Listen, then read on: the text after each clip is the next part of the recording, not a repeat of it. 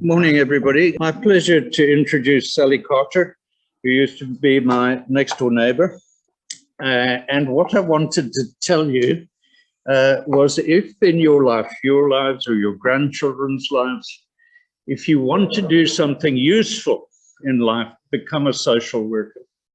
I think for me, the medical specialties, subspecialty related specialties do some good, surgery, medicine, but nothing like social workers. And I admire them greatly. And Sally is the epitome of how much good you can do as a social worker. And just to give you a little rundown, in her younger years, she was a volunteer worker with mental health, with St. Vincent's School for the Deaf and the South African Riding for the Disabled, which she chaired. And she was doing that while she was bringing up 3 kids.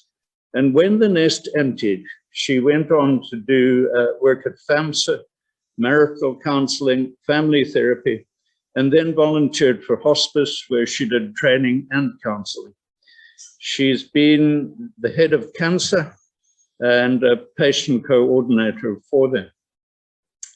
Now, today she's going to tell us about bereavement, and she's going to help us with our understanding of grief as individuals and the common elements that we all have with bereavement. My pleasure to introduce Sally.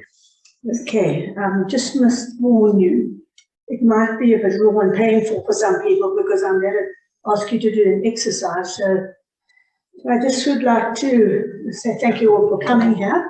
Let's explain how I got into this presentment. A friend of mine was running a head injury unit in Riversdale, and she was invited to present a paper in Iran. And the organizer said, well, bring along your partner. And he said, no ways am I going to Iran. And I jokingly said, I'll come with you. What a lovely opportunity.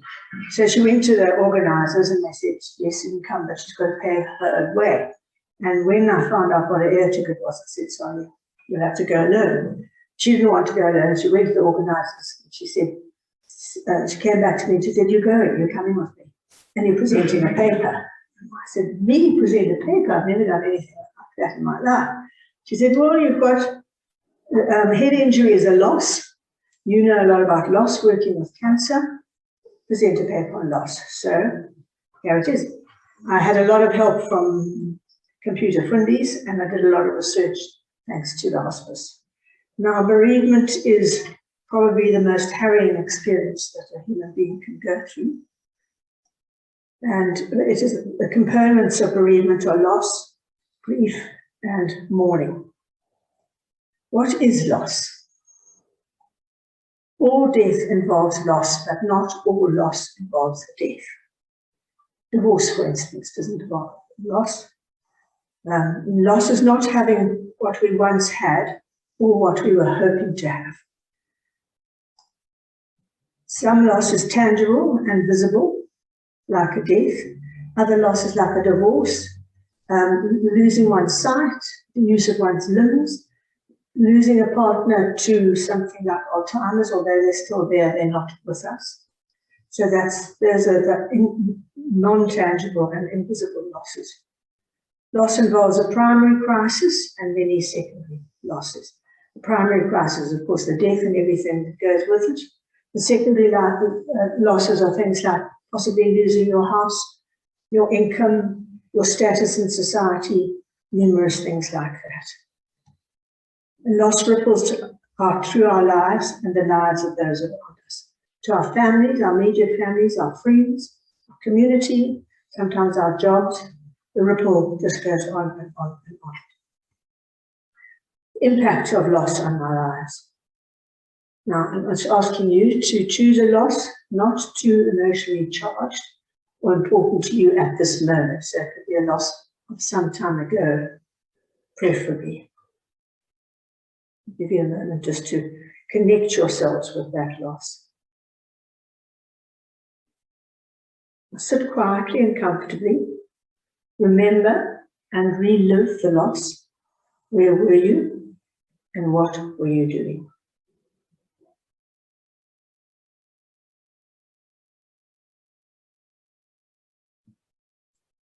As you experience a loss, what did or are you feeling?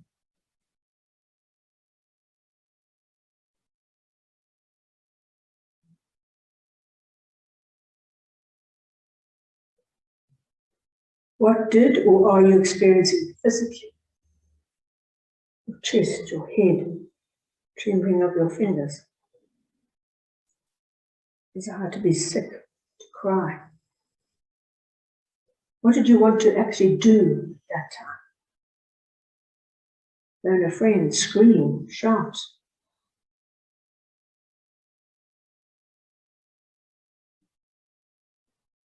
What were you thinking? That might be quite hard to reconnect with.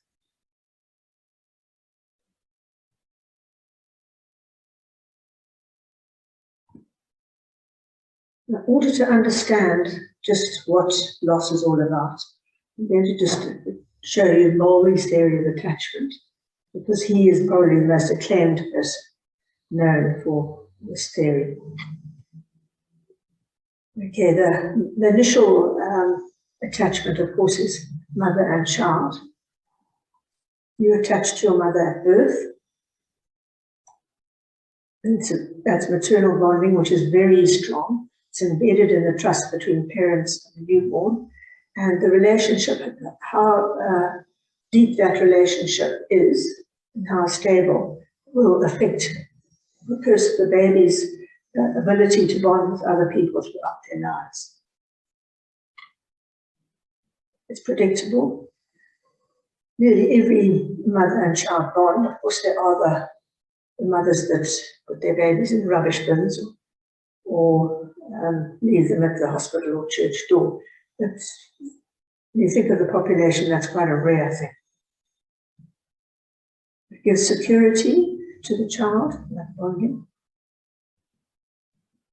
And this is how it actually works. There is, let's say, the baby or the mother, or the husband, and that's the wife. They come together as two individuals, and then there becomes the bonding of the two of them. There they are together, and the bonding gets closer and more meshed, like they're only one being. They're able to think each other's thoughts sometimes, anticipate needs, that sort of thing. Then one dies or leaves in the case of divorce, and the one left behind is left with those ragged edges of pain and unhappiness, trauma. And eventually becomes a whole again, but there's still the holes in there, as you can see. And those holes never go away. You learn to cope with them. They were there always. What is grief? Grief is the reaction to loss. And why do we grieve?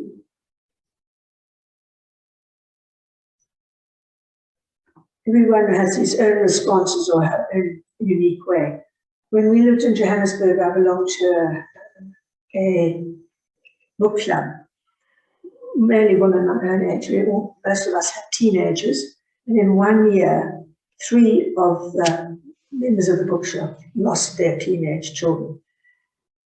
Julie lost Marina in a car accident when she was 19.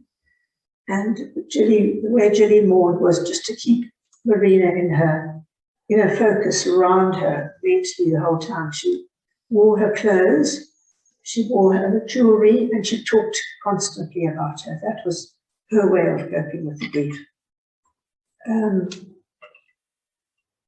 Elizabeth, Jenny, who had Elizabeth, she lost in the most bizarre way. They were at a trout farm, and Elizabeth and a friend were walking in the river, and they got too close to the pipes where the water was drawn out of the river into the dams, and her leg got caught in that pipe, and she bled to death. Now, Jennifer understandably was distraught, but she took down pictures of Elizabeth in the house. She only spoke about her sons, never about Elizabeth. It was just too painful for her. That was her only way that she could cope, was to shut Elizabeth away somewhere secure. And then we have Judith, who's lost her son Philip hiking in the mountains in Grabo. He must have fallen down a waterfall into a pond or something. They only found him 4 days later. And Judith was halfway between the two. She would talk about it when it was appropriate, but she didn't bring up the subject often, but she was able to talk about it. Our grief is ever growing and changing. Sorry. Oh, Lordy. Joseph, gone too fast. Maybe I'll get there. Yeah. Yeah, just wanted to show you how it grows and changes. And grief is normal, natural, and healthy. Absolutely no worry to grief. Now, the determinants of grief. The nature of attachment is probably the most important thing. The hardest thing that I think in the world is to lose a child. It's not natural. Children, we should die before our children. And the pain is unbearable, as anybody who's lost a child will know. The circumstances of the death adds to the way one grieves. I think the most, either whether it's a sudden death or a long death, but I think one of the most tragic ways of losing somebody is to suicide, because there are so many unanswered questions that go along with the death. And then the length of the illness determines the grief too. If it's been a very long illness, one can prepare for it. One can start grieving when one hears that the person is terminally ill. And although it's very painful when they die, you're prepared. Some of your grieving has already been gone through. On the other hand, it's extremely draining to be with somebody you love dearly who's ill for a long, long time. And then the support systems. If you have close family, relatives, or friends that are around you and help you through it, this is a tremendous help to get through grieving. Or if you belong to a church or a close community like a retirement village, this also helps. And then past experiences of handling the crisis, whether you've had other losses, it doesn't have to be your partner or your child. If you lost something in a burglary or a fire or a pet or something, you've handled that feeling of loss. It helps when you lose someone who's really important. And multiple losses. This is very evident in this time of the pandemic, where people will lose 2 members of a family, lots of friends, and you're just not able to get over that pain before the next pain comes. You're just not strong enough to cope before the next well of sadness arrives. Now, what is loss? What forms it?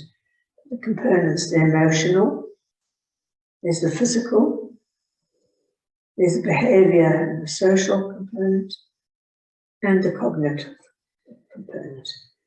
The physical symptoms of grief.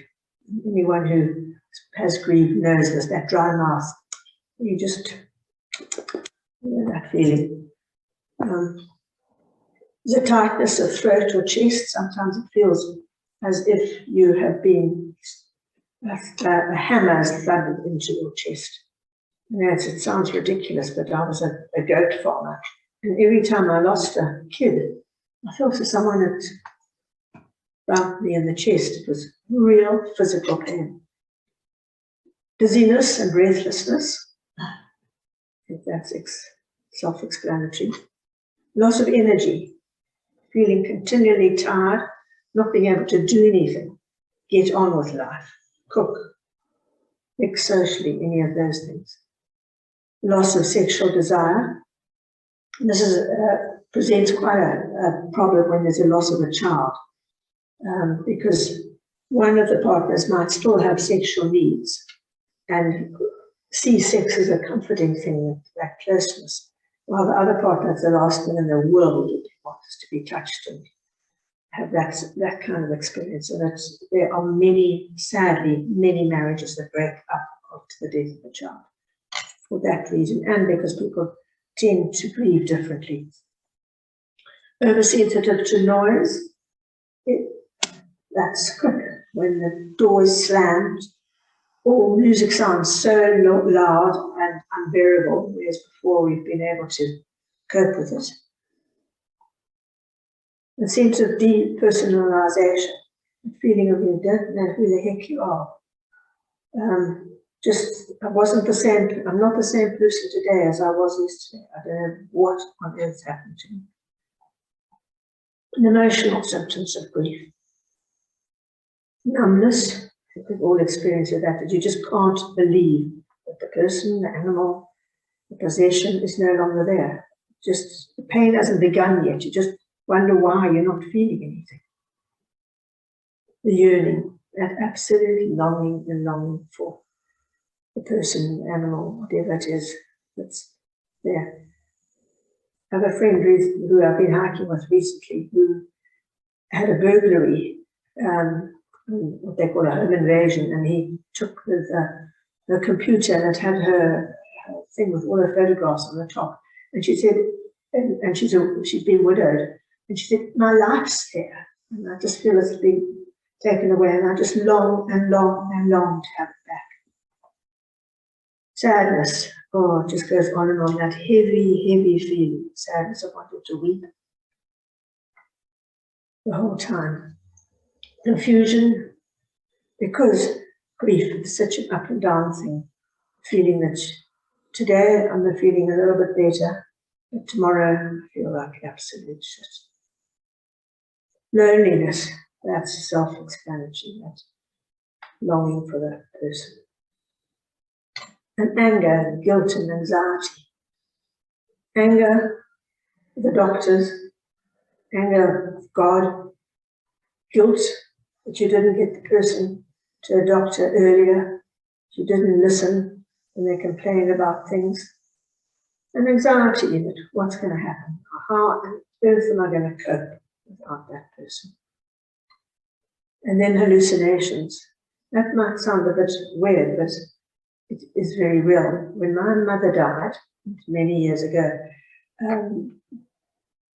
I went up a day or two afterwards when she'd been taken away to sort out her cupboards. And as I opened the door to her bedroom, I just saw her sitting in her chair where she always was.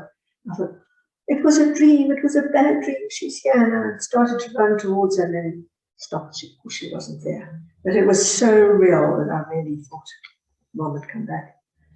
And then the sense of presence, which is similar, that you might not see the person, but you have a feeling that the person's there with you the whole time. You sometimes can have a sense that they're walking around, you actually hear their footprints, or just that you can feel their hand on your shoulder or cuddling you in bed, but it's a true sense, although it's not actually there. And then the feeling of utter chaos. As I've said, one day you feel you might be getting over it and that you are coping, and the next day the whole world crashes down again. One tiny little thing can set you off and bring back all that unhappiness and chaos in your life. The behaviors that are associated with grief. Being passive or very active. Some people just can't get going in the morning, don't want to do anything, clean the house, cook, or anything. Or else others just cannot keep still. They must be busy, busy, busy to ward off that terrible feeling that accompanies death. Appetite disturbance. Some people just lose pounds because they cannot eat. There's no desire to eat. Others just want to eat the whole time as a means of comfort.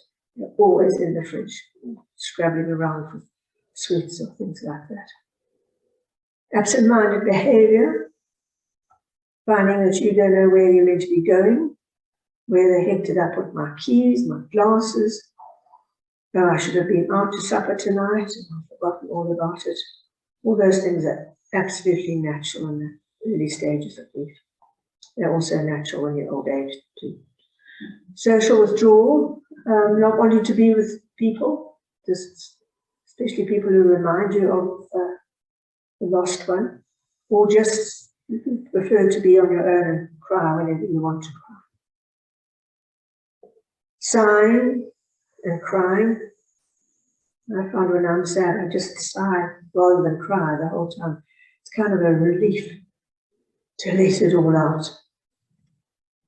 Avoiding reminders of the deceased. Don't go to places where you had fun and that sort of thing. Just to divert a little bit, I did some very brief grief counselling with a person fairly recently. They were a couple with no children, very close to each other, and very, very bright and slightly hippie-ish couple. A mutual friend of ours said that the man was probably the most intelligent person that he'd ever come across. And this guy, suddenly, he had cancer, but it was prostate cancer, which could easily be treated. But he found that he had early symptoms of Alzheimer's. He wasn't remembering things, and he couldn't find his way back home from the shops and things like that. And he decided that he just couldn't live like that, being the intelligent man he was. And so he decided he'd go to, what's it called, the Switzerland, that place in Switzerland. And she was going to go with him, and then COVID came, and she wasn't allowed to travel, but he was, because it was an emergency thing. And so they had 3 weeks before he was due to go, and they decided to do things together for her to remember. So the opposite of this, this would be our last walk on the beach, our last time of going out, our last time of being in the bath together, things like that. And she said that was a treasure that she could keep with her forever. So she was the absolute opposite of us. She wanted to be reminded about him through physical things the whole time. It was interesting that she could be with him on a cell phone, FaceTime, right up until he died. She watched him getting the medicine, going to sleep peacefully. And she had complete closure then. She knew what had happened. They discussed everything they wanted to discuss, and then he was gone in the most peaceful way. Carrying around objects of the deceased, like I said with Ginny, that she always had to have something of Marina's with her.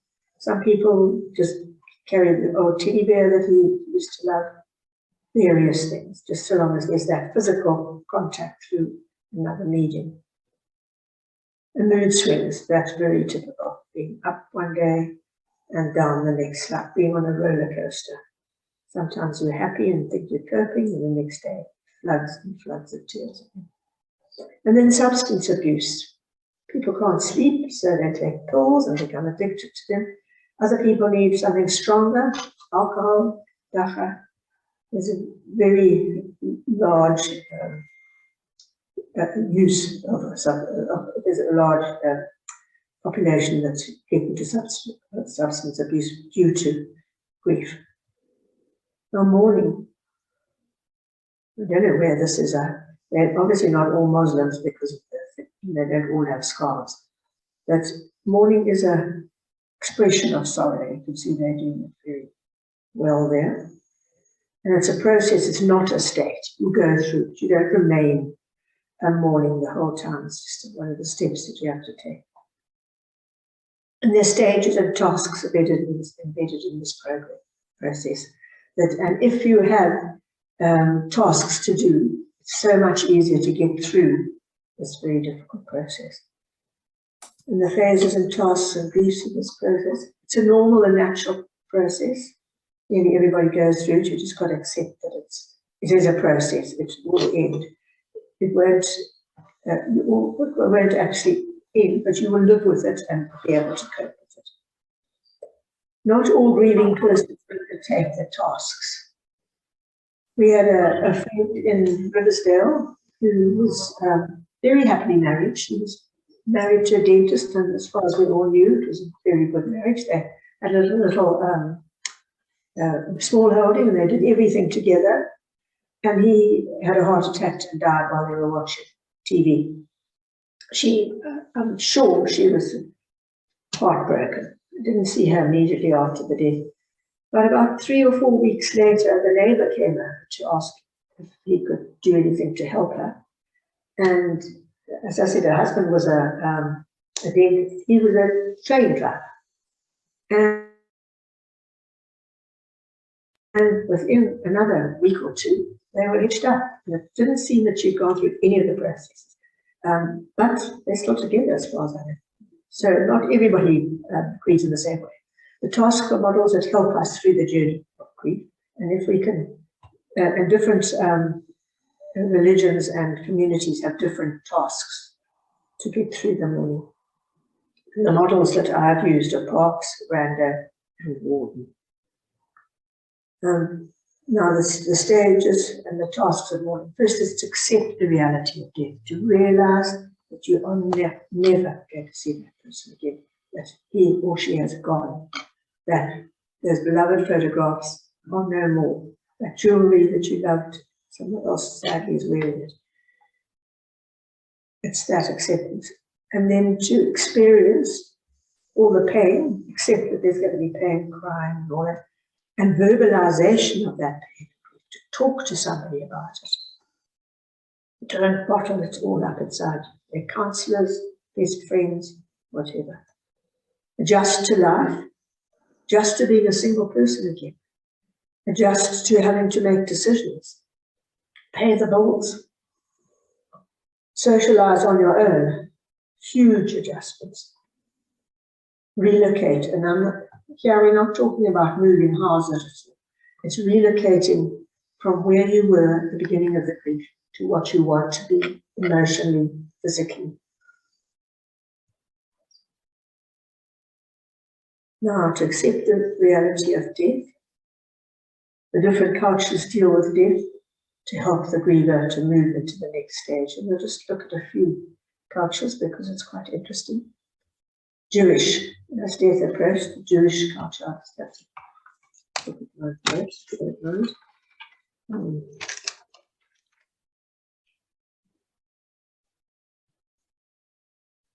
just to remind you that having some structured activity lessens the griever, denying the death in those early stages when life is so chaotic. Okay, the Jewish.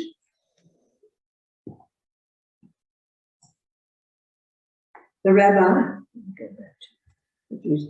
The rabbi is called to recite the affirmation of the faith. This is when the person is dying, because the spirit hovers over the body until the funeral. No one is allowed to leave the room until the funeral. Remember, the funeral is quite soon after the death.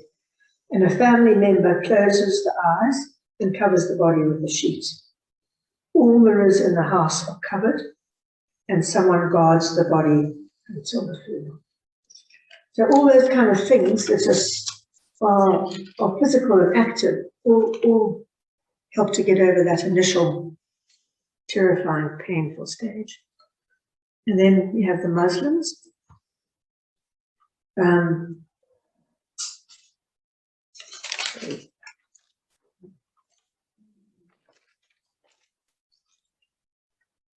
That's Africans.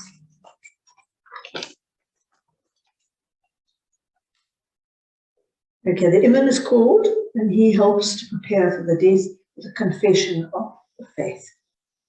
And he makes sure that the body is facing Mecca.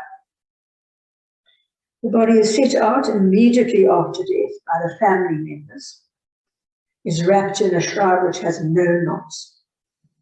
Some groups wail and scream and shout and cry while all this is happening, and then burial has to be within 24 hours. And just before the cloth is taken away from the face was put into the ground, the family members and friends come to bid farewell to him or her and join in a ceremony of forgiving him or her for their sins. Now, something that we are familiar with, the Christians, we tend to have stiff upper lips, and our rituals are not as structured as the other two. The priest is called in to announce, to anoint and give the last rites, and gives the opportunity to forgive the person who made his sins. And close family members only are usually present, and usually the professionals prepare the body, not the family members. And it is stored in a morgue until the funeral. Usually there's no sort of wailing or crying allowed, but I attended a funeral of one of my patients, and I usually didn't do this because otherwise I would be at a funeral every weekend. And when I got there, to my horror, when they presented with that little booklet all about them, I was to be one of the pallbearers and to speak, totally unprepared in Afrikaans. And when we were carrying out, and this was a guy that didn't have many friends. I had to spend quite a lot of time with him because other people didn't come to help, bring him food or anything like that. But yet the church was packed in Riversdale. They loved funerals. And as we were walking out, suddenly a whole lot of women came and threw themselves on the coffin. And I just like fell over and wailing and crying, what have you. So it's not all Christians are stuff like that. And the Africans, this is interesting. And this, of course, they differ from tribe to tribe. So I just found out about their causes because they're probably the ones that we know the best. And interestingly, when I was Googling, I found several sites that talked about in a manus for Xhosa funerals. That they do all the rituals that are necessary for you. One of the most important things is that the body must go to where the man was born, and sometimes this costs them an arm and a leg.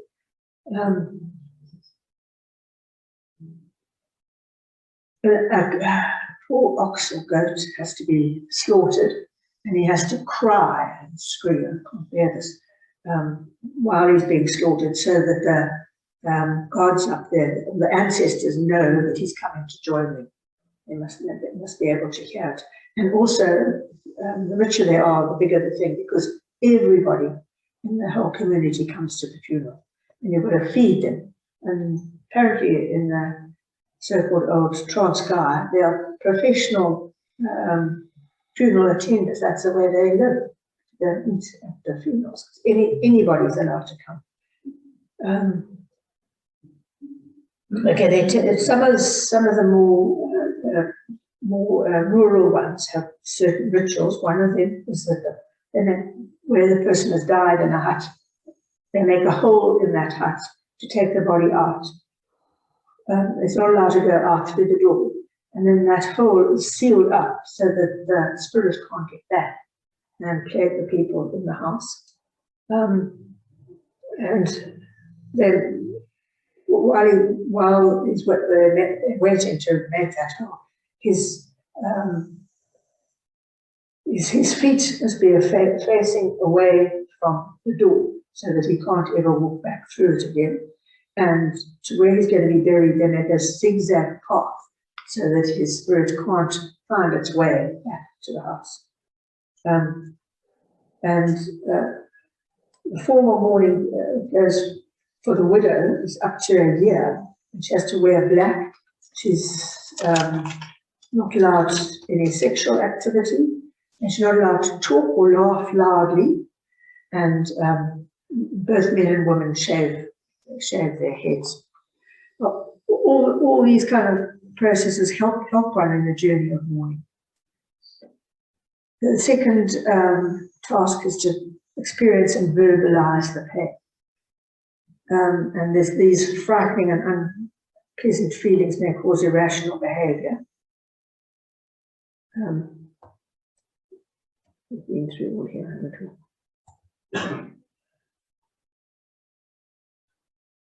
Okay, let's experience the pain. We've got to adjust. The third task is to adjust to life without the deceased, which can be very difficult.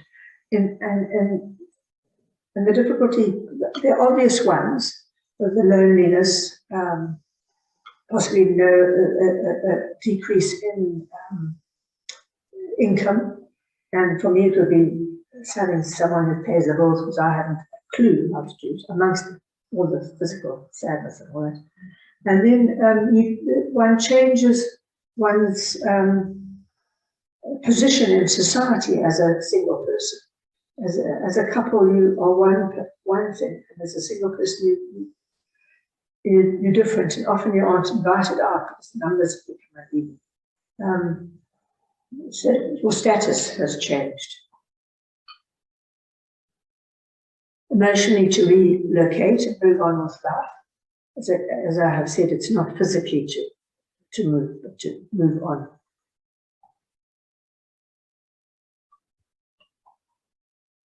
And then here's some practical advice to help mourners through the grief process. You're not mourning yourself, but you have someone that is. These are some tips to help. To assist with practical issues, to go around and make a meal, to offer to take the kids to school, to do the shopping at that stage where it is so chaotic and the person doesn't know whether they're coming or going. To listen and to hear. And this, to practice to listen without saying, oh yes, when my husband died, or yeah, I know what you're feeling through. You don't know what they're going through. It's a personal thing. It's just a matter of listening to what they are saying and letting them talk. Allow time to grieve. Don't say, oh, it's been 2 years and he's still moaning about how sad he is. It takes minimum of 2 years to start feeling right again. It helps the survivor to write a letter to the deceased. Some people find it very helpful to be able to write down, I miss you so much, I'm sorry that I didn't do this, and I'm mad with you because now I have to do the rules myself, and get all that off one's chest. It can be very helpful. Suggest a memory book. Collect things for them to look for, things like old cinema tickets that they went to together, photographs,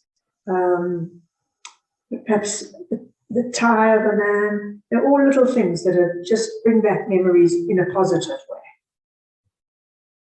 And then reflecting. Mourning does not proceed in varied sequences. No, you can't say, do this and do that and do the next thing. It goes like a roller coaster. Some of the aspects you're able to get over straight away, others take months, weeks or months, and you might go backwards at times, but that's the way it goes.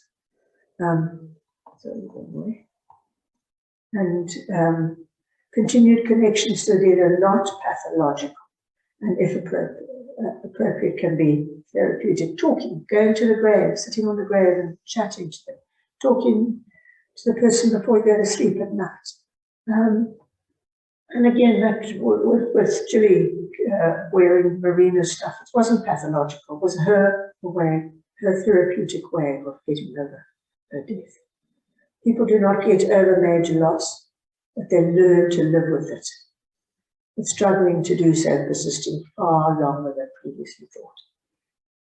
Yeah, I often wonder about that friend of mine who married the engine driver so quickly. They never got married, actually, just together. Whether she was as happy as we saw her to be, whether the pain still was with her and it was just a cover-up. There's no one way to respond to loss. What might be acceptable in one culture is inappropriate in another. I mean, we don't yell and scream and beat our fists, but it's very good for some other cultures, and they couldn't move on without doing so. Okay, the 10 Commandments, whoops, went too fast, of helping people who are grieving. Do not avoid them. Do not minimize the pain. Be comfortable with the emotions.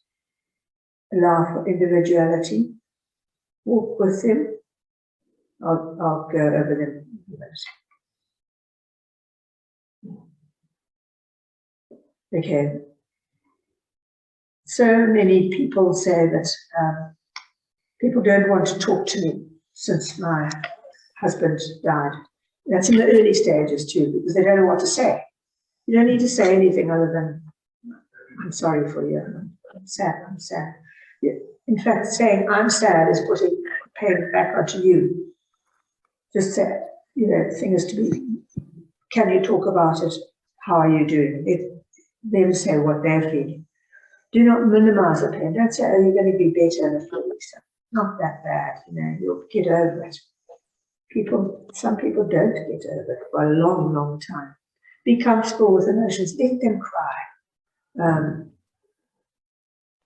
Let them moan. Let them be angry. Just sit with those feelings. Allow for individuality. We don't all grieve in the same way. Walk with them. If they're getting better, be joyful about it. If they're still sad, let that happen. Let them go at their own pace. Reassure the normal. Just say that that's what everybody goes through, some form of grief. It's okay to feel like it. It's okay to cry.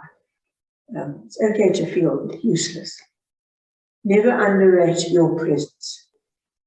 Don't think, oh, I'll be no good going there. Even if you just go and sit with them for a while, take a meal, give a phone call, and accept your own powerlessness. You can't change the situation at all, but you can be there for them. And if you feel that they are in any way emotionally disturbed, beyond where you can help, refer. There are lots of grief counselors. If it's all religious, the minister will help. Otherwise, there are numerous people that specialize in grief counseling, and they may need you. Okay, reviewing the requirements for health in mourning. Teresa Rando, I mentioned earlier, processes that must be completed successfully by the individual are recognizing that there's a death, that he's actually gone forever. Reacting, crying, talking about it, recollecting, looking back at the memories that are positive and good, savoring them, then relinquishing them. They're no longer there. The person's no longer there. Just let go. And keep a part of them in your heart, but a lot of the things have to be let go. Then readjust. Readjust to be a single person. Might need to move, might need to get a job, and then reinvest. Start life again. More easily said than done, but needs to be done to move on. And that was the bibliography, if you're all interested in the people that the readings I did to get this. Now, are there any questions? Thank you, Sal. Thank you very much. Are there any questions or comments here in the hall? Nice, Sally, thank you. What I want to ask, we've got, you've gone through the process of mourning people who have died, but it seems to me it's much the same as people who are dying. And, the loss one feels and the discomfort with perhaps visiting the patient, talking to them. I wonder if you could just comment on that, the similarities or differences and how we could approach that situation as well. I think one of the important things is to acknowledge where they are, to find out if they realize how ill they are, and because hope is a very important thing with illness. There's the hope that you are going to get better again. So you don't want to dash that hope. But I think is to find out what they're feeling. Are they scared? Have they got any ideas in their heads of where they'll be going with death? And what are their worries about leaving somebody behind? So many people, and I've been guilty of that before I got involved with dealing with the dying of that. You don't want to talk about it. You don't want to talk about the illness. You just ignore it. But this is more hurtful to the person than it is to actually ask questions about it. Where are you at this stage? Are you scared? That kind of thing. Does that answer your question, Paul, at all? I find it very difficult. I've got a few friends who are dying at the moment, and I feel uncomfortable. Well, certainly in a situation with multiple people there, say one-on-one would be easier. But I've got a lady friend who's dying, and I couldn't have this discussion with her husband there. I don't know. And how does one approach that? I think the husband has to be brought in it, definitely. Does she know she's terminal? Yes, she does. are there things that the two of you'd like to do together still? That you've got memories that you can go forward with, and then talk to them about making a memory. How about doing that? Let's go through your photographs together, so that in due course, so and so can look back and practical things like that. Because my neighbor is dying, and it is very difficult, and it's been very helpful, Sal, to have you sharing your insights and your experience with us. It's very difficult. Can I just say one more thing? That one of my things in life that I really would like to be is the next door, to sit with somebody who's dying until they die. Because I think the saddest thing must be to die alone. And sometimes in an old age home, the staff are just too busy, or a person that lives on their own and their friends are too scared to go there if they die. So if you know of anyone who might die alone, call on me. I'll go. Now, a friend of mine died. She was a divorcee, and when the maid came in the morning she died, she just said to me, "Please come and sit with me and hold my hand." And this was just the maid. She died with nobody there who could talk to her and say, "How are you feeling?" or, "Are you scared? Is it in pain?" I mean, to me, that was just the saddest thing. Okay, thank you very much.